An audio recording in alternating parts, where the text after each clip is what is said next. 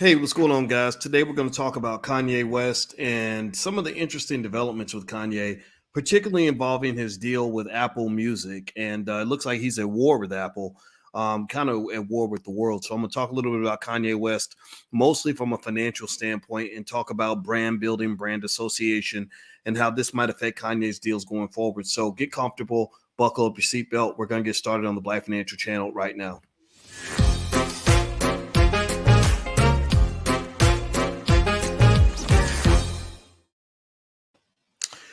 Hey, what's going on, guys? Welcome to the Black Financial Channel. That's theblackfinancialchannel.com. My name is Dr. Boyce Watkins. I am your friendly neighborhood finance professor.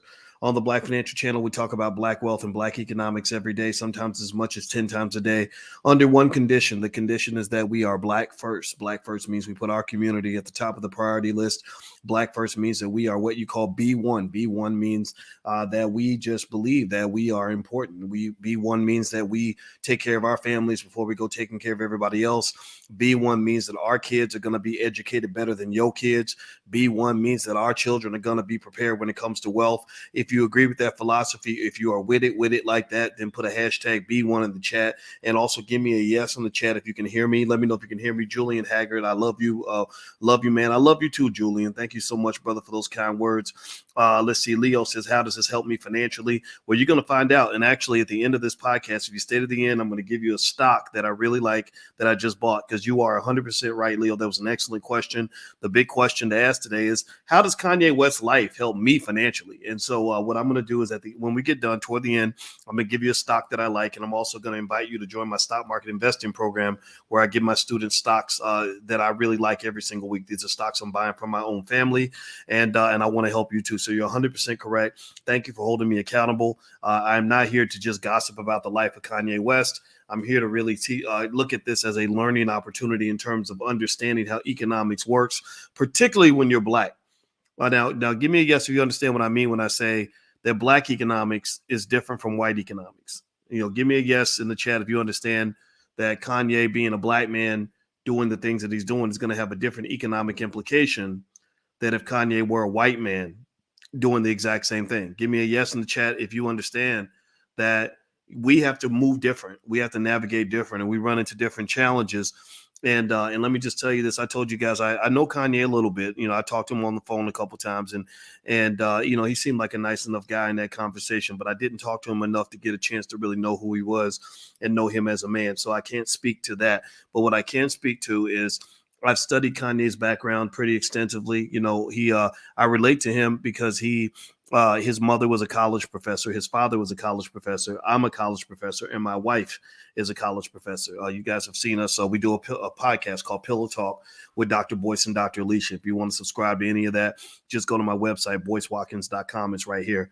And we like to talk to the community and teach the community, not just sit at some elitist university away from our people. We like to be in the middle of it, and we're about it in that regard. Now, with that being said, how many of you, give me a yes or no, how many of you have been watching sort of what's been going on with Kanye and what's happened, with his deals with Apple Music, the interesting back and forth with him and his wife, Kim Kardashian, everything, happening with him financially, all this other stuff. Let me know if you've kind of been watching some of this. Now, some of you may say, why would we be talking about Kanye? Why is he important? Well, because there's a big economic lesson being learned here. And this what Kanye is experiencing right now is interesting to me as a finance professor, because I've seen this before. Again, if Kanye were white, this would play out very differently. It doesn't mean Kanye is right about everything. I'm not saying that. But I am going to say, if Kanye were white, it wouldn't be the same as if Kanye is Black. Black economics is different from white economics, and you got to understand that. So right now, Kanye is at war with Apple. Apple announced, not surprisingly, that they're going to cut a $2 million endorsement deal or a sponsorship that they were going to do for his new album, Donda, coming out. Kanye's been pretty open about these conversations on Twitter and Instagram. He stated on Instagram that Apple offered him $100 million to have exclusive streaming rights for Donda, which is an insane amount of money. I don't know if that was true or not. I mean, I can only take his word for it, but it wouldn't surprise me if they did make an offer to him like that. Now, Kanye has also released something called STEM, And Stem is this new streaming app that Kanye wants everybody to buy. Now, Stem is $200, which is pricey for some people, but a lot of people have bought them. They sold thousands of units, you know, and I like what he's trying to do in terms of breaking off from what's been going on with streaming. Now, what I want to do is kind of lay out, you know, 3 reasons why Kanye's pissed at Apple and why Kanye has a right and a good reason to be pissed at Apple. And then I'll even add in a reason why Boyce Watkins is pissed at Apple, right? So I'm not going straight Kanye on it on this, but I can identify my brother on this particular area. Kanye's pissed at Apple. Number one, you know, Apple is really showing. Apple took away the $2 million endorsement deal. That right there will piss you off. I mean, you're going to lose $2 million.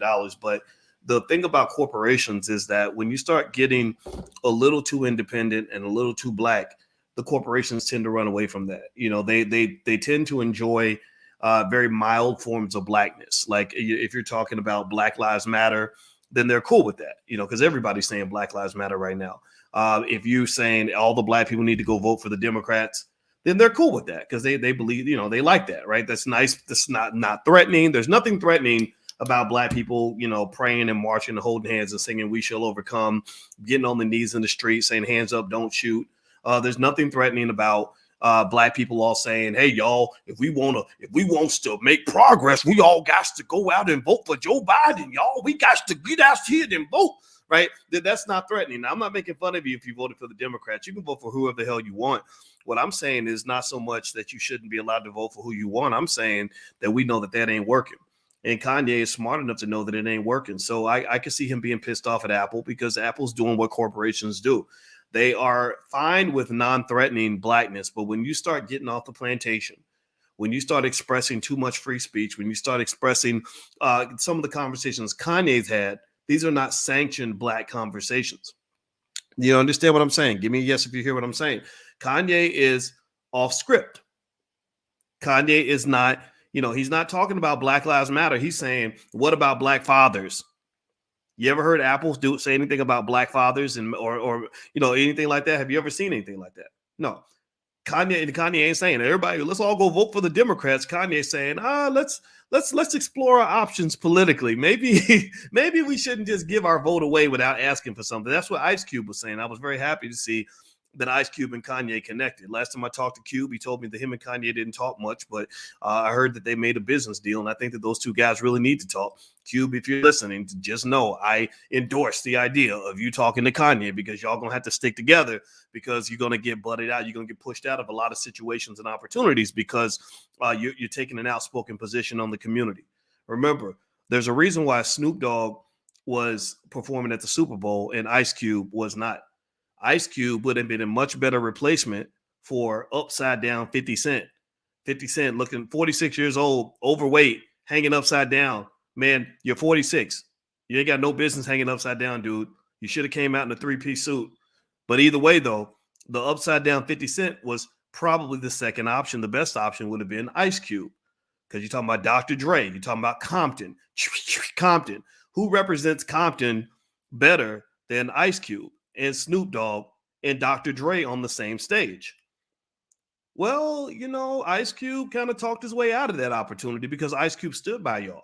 You know, and y'all know me. I'm hard on the rappers when they messing up. I hold them accountable in a lot of areas, but I also give credit where it's due.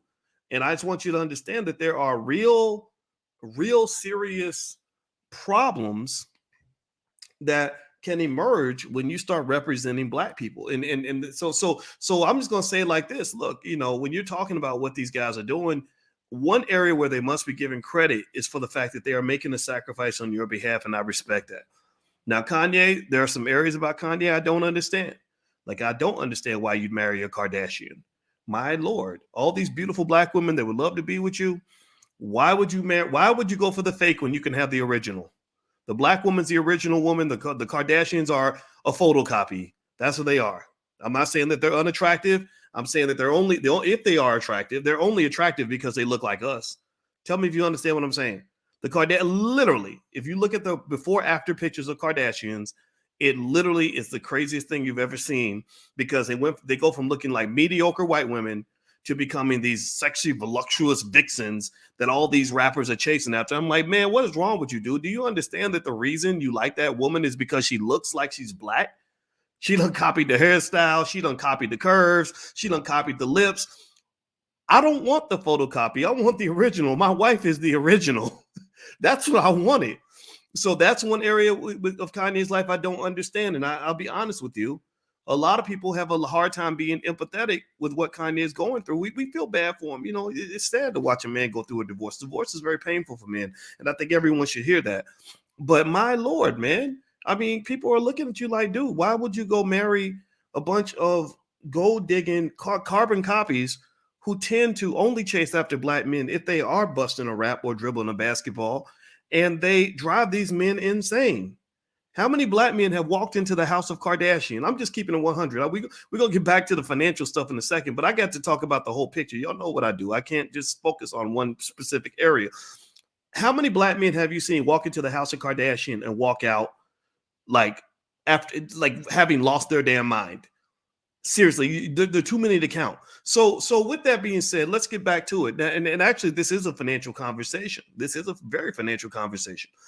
What's going to happen is that when Kim and Kanye go to court, they are going to have a big financial conversation. It's going to be $1 billion negotiation.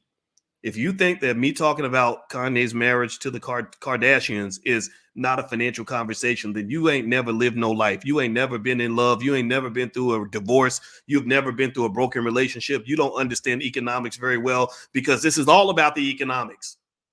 This is all about the economics. And I can guarantee you that the Kardashians, as weird as they may be, they don't play when it comes to their money. They will go and they will take him to court, and they're going to take every single tweet. They're going to take every single Instagram post. They're going to take every single Facebook statement, every public outlash, every text message, and their lawyers are going to compile all of this as evidence that will be used to make sure that this man does not get to see his kids, and that they rape him financially the same way they did Bill Cosby. I'm just you don't know me. I got to just be honest with you. I know some people just want like a strict financial conversation. Well, this is how you manage your 401k. And after you do that, you got to take the money out and make sure you allocate it properly to the stocks and bonds. I can do all of that, but I'm telling you, as a finance PhD, I want you to really understand how little things that you think are unrelated to your wealth are deeply related to your wealth. How you choose your relationships is everything in terms of your ability to obtain wealth, your ability to protect that wealth, your ability to pass that wealth to the next generation. Jay-Z married Beyonce because that was mainly a financial move, if you ask me. That was an empire building move. I applaud that. I don't think, give me a yes or no. Yes or no. How many of y'all think Donda, if Donda was here, Donda would meet Kim Kardashian, look her up, Google her to find out about the fact that she became famous on the sex tape, and look into her family and their relationships with black men, and then say, son, I think that's a great choice for you. How many of y'all think Donda would approve of Kim Kardashian? Give me a yes or no. I don't think she would.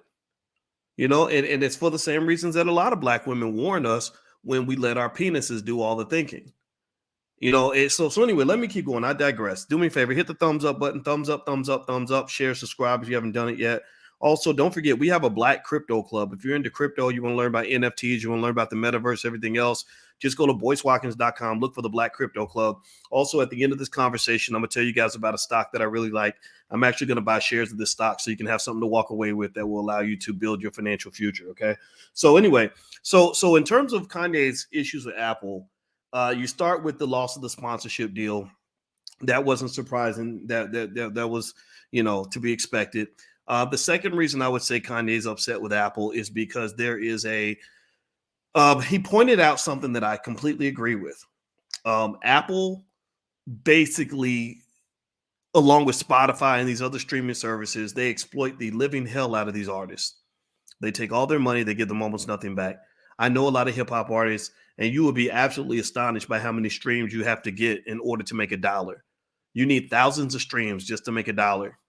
If you want to make a living, you need millions and millions and millions of streams. So basically, Kanye pointed out something with Apple that I completely agree with. that these platforms are not beneficial to artists. And I'm gonna throw in a little Boyce Watkins add on, this little tag along that says that you have to really sort of ask yourself why Spotify or Apple will ban Louis Farrakhan for hate speech, but they do not ban music that refers to you as the N-word in every other verse. You got to explain to me why Spotify will make the argument that we have to get, anybody off the platform who doesn't agree with Dr. Fauci, but yet they'll let an artist stream 1 billion streams where he's literally rapping about murdering black people. Somebody answer that for me. Can somebody make it make sense? Somebody please make it make sense. So these platforms, that's not a sign of success for black people. You have to remember, I did a breakdown on my Instagram. My Instagram is The Real Boyce Watkins, and I explained to you how society tends to box the black man in, and I was explaining how black men only tend to get opportunities in America if they fit one of 3 categories: if they are a rapper, if they are an athlete, or if they are a comedian. A rapper, athlete, or comedian, particularly, and not every kind of rapper. I'm talking about a specific kind of rapper. If you rap about things that are toxic, then you win. If you're rapping about murdering black people, then you win. If you're murdering about disrespecting women, oh, you win. Not all women. It's got to be something that lets them know that it's black women. Not because white women, you can't upset the white women. If you rap about getting black kids hooked on drugs, then you win. If you rapped about the black man being high and drunk all the time, you win.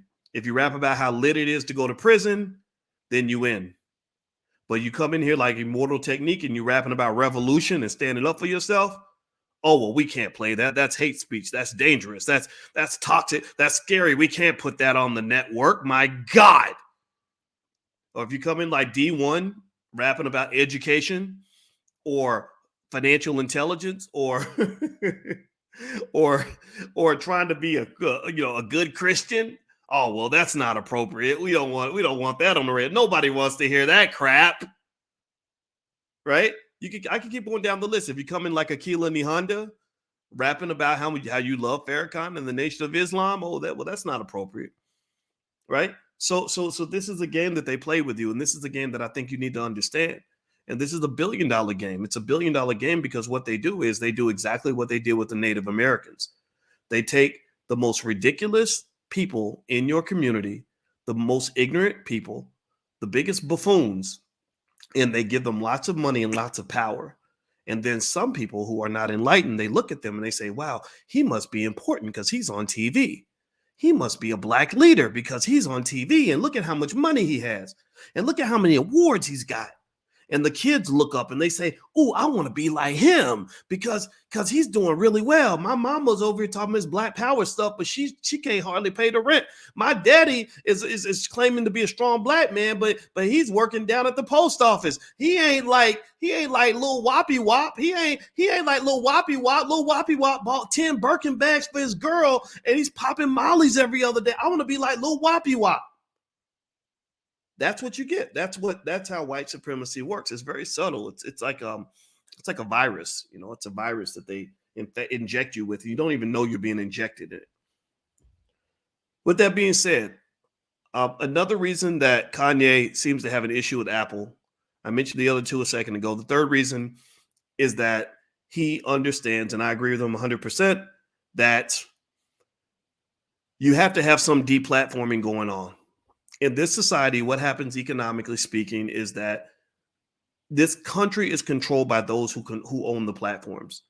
And what you tend to see on a macro level, which is very fascinating, is that there are scenarios where even the people that appear to have platforms get deplatformed by people that have bigger platforms. It's really amazing. Like, so for example, Apple really did a rope-a-dope even on Facebook. I don't know if y'all see Mark Zuckerberg, how upset he is that Apple shut down the privacy settings and made it difficult for Facebook to sell ads with specific targeting on consumers. So Apple said, yeah, you got a platform, but we have a bigger platform. Your platform leans on things like attention. You need attention for your platform to work. Well, we don't need that. We have 1 billion iPhones out here And we can actually stop the flow of your money by changing the way we manage our platform. So even the giants are fighting. Google next year is about to implement similar privacy changes to Apple. So Facebook, a multi-billion-dollar company, I think they're worth about $400 or $500 billion now, even with the stock decline, is sweating because even their platform is not strong enough to fight against people with bigger platforms. So Kanye's making what I think is a really extraordinary power play. His power play is, I want to create my own platform. So he's come out with this thing called STEM. I'm not going to buy one. I'm going to tell you the truth. It's $200. I ain't paying $200 for a device that plays music. I'm just not. No disrespect. Love you, Kanye. But that's just not in my interest. However, he is creating this thing called STEM. He's releasing Donda exclusively on STEM. He sold thousands and thousands and thousands of units of this STEM device. And I think that's a good move in the right direction. But in general, though, when you're looking at how this economic game is played, you have to pay attention to who has the technology and who runs the platforms. So one of the most important power plays of the Black community in the next generation is that you have to make sure your kids are trained on the technology and how all that works. So they're able to play chess in the metaverse, and they're able to understand the infrastructure of all this stuff that is yet to come. So you've got that 15-year-old kid that wants to be an engineer, that's really good at math and science. Maybe you say to him, hey, why don't you take some classes on entrepreneurship so that when you graduate, you can kind of do what Elon Musk is doing. Elon Musk is not just an engineer. He's an engineer that knows how to run a business. A child that has those skill sets can create the platforms that end up controlling the future. So ultimately, when I look at Kanye, what I see a guy who is going to continue to fight, and I think it's great. I don't know how this is going to end for him. I worry about him. I see some of his posts, and I really wonder if he's ever thought about hurting himself. I wonder if there's a mental health issue. I wonder if there is a drug issue, or maybe it's none of the above. Maybe he's just that mad. I wish I could advise him on more strategic ways to handle all this. I'm 100% about it. I understand what it means to live without fear. I don't live with fear myself, but I really hope that he has some people he trusts around him that are giving him advice that he actually listens to.